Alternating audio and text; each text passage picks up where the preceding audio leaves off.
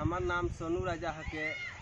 जते भी यूट्यूब में देखे वाला सभी संगीत प्रेमी को मोर बर से जमे जमा जोहाय।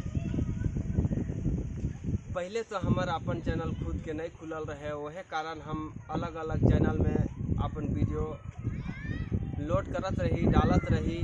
लेकिन अब हमारा अपन चैनल खुल जा है, सोनू राजा नागपुरी यह नाम से हमार चैनल खुल जा है।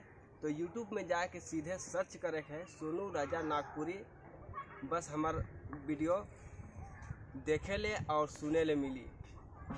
और जब हमार वीडियो अच्छा लगे तो लाइक कमेंट शेयर जरूर करबा। एखन हमार नया नया चैनल खुल है, तो तुहिन कर प्यार, तुहिन कर सपोर्ट हमके बहुत ज़रूरी है। सेल हमके सपोर्ट करूँ, लाइक करूँ, कमेंट करूँ, शेयर करूँ। मोर बट से बस इतना ही।